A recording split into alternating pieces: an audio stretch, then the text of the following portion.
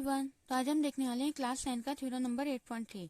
If each pair of opposite side of a quadrilateral is equal then it is a parallelogram. दिया हुआ theorem में कि क्या है, if each pair of opposite side मतलब कि किसी भी क्वाड्रिलेटरल का जो अपोजिट साइड का हर एक पेयर है वो क्या है, आपस में इक्वल है, then it is a parallelogram. तो वो क्या होगा, पैरेललोग्राम होगा। जैसे फिगर से इसको समझते हैं। ये थ्योरम के अकॉर्डिंग यहाँ पे दिया हुआ है कि एबीसीडी क्या है, एक क्वाड्रिलेटरल है। ठीक है, एक क्वाड्रिलेटरल है जिसमें क्या है, each pair of opposite side मतलब कि ए बी एक साइड है, उसके अपोजिट में डीसी है, और बीसी एक साइड है, उसके अपोजिट में क्या है, एडी है।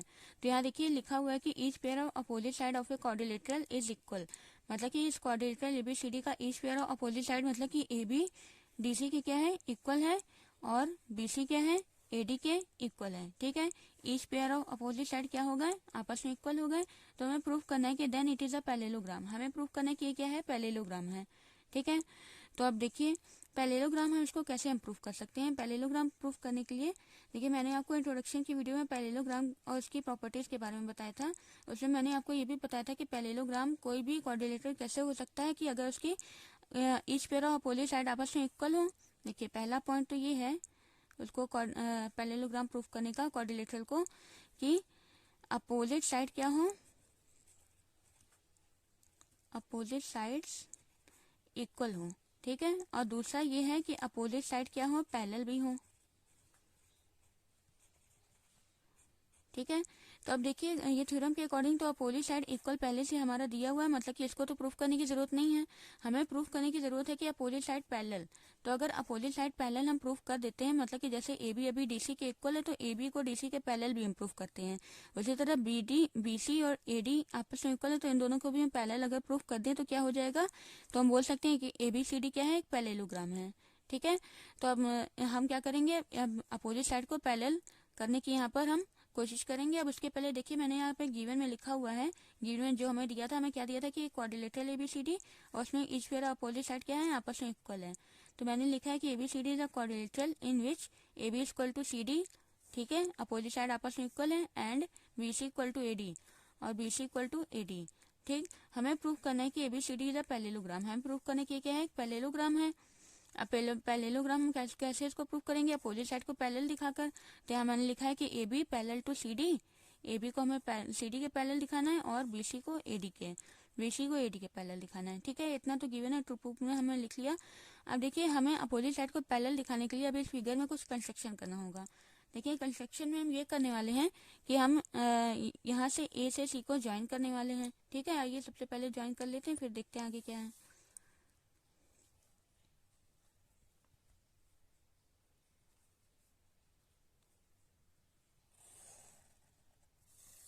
ठीक है, हमने क्या किया, ए से सी को ज्वाइन कर लिया। ठीक है, तो पहले यहाँ देखिए कंस्ट्रक्शन में हम लिख लेते हैं, हमने क्या किया, ज्वाइन ए सी, यहाँ लिख लेते हैं ज्वाइन ए सी। ठीक है, अब हम आते हैं अपने प्रूफ पर। देखिए प्रूफ में देखिए हमने जब क्या ये ए से सी को जब ज्वाइन कर दिया, अब देखिए यहाँ पे दो ट्रायंगल बन गए।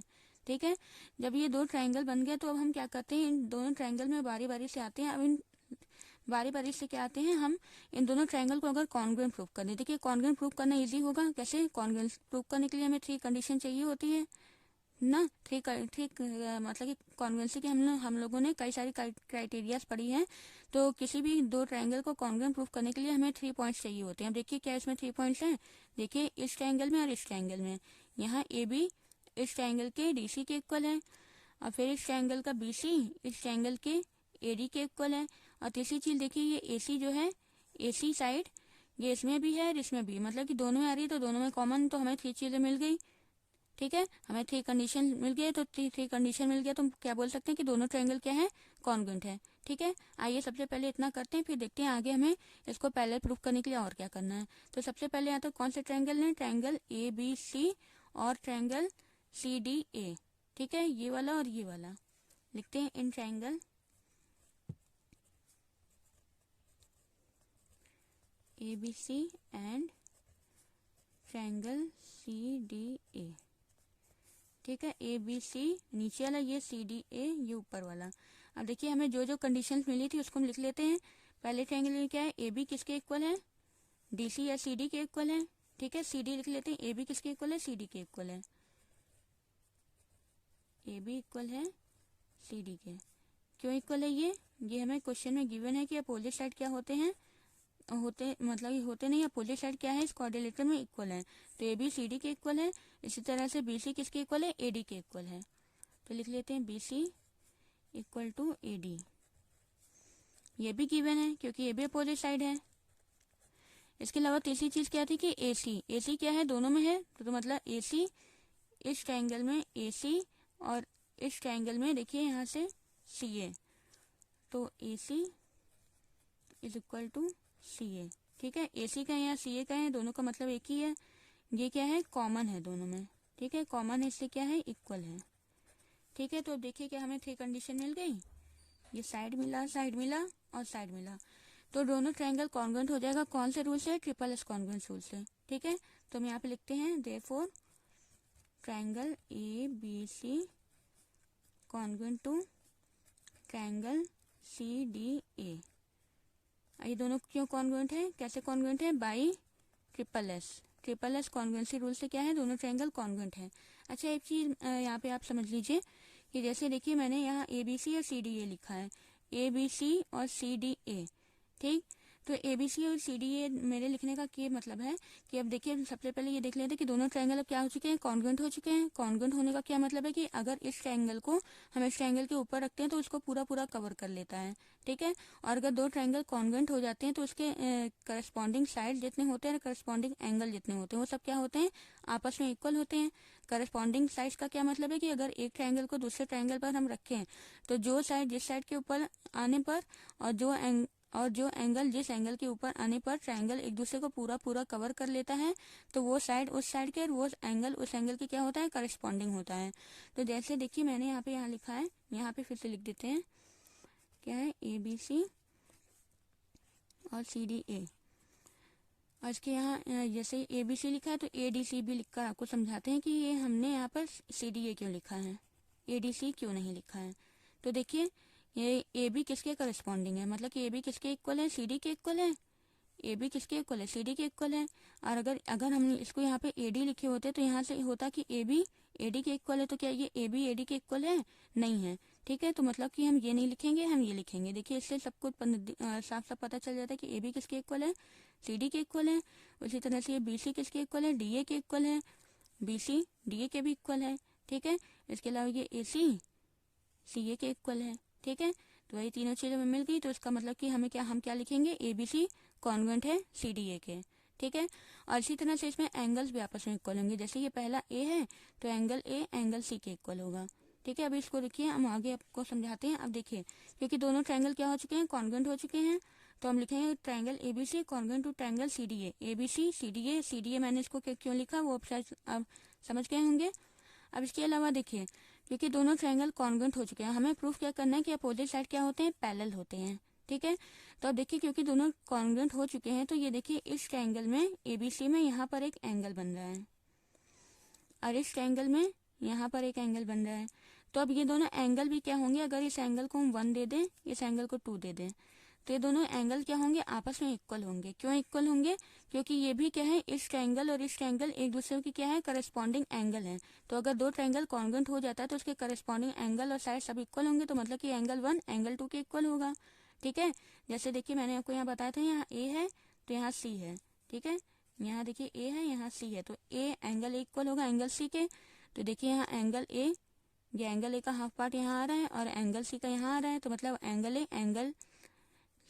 1 एंगल 2 के क्या होगा, इक्वल होगा। क्यों इक्वल होगा, सीपी सीटी वाले रूल से।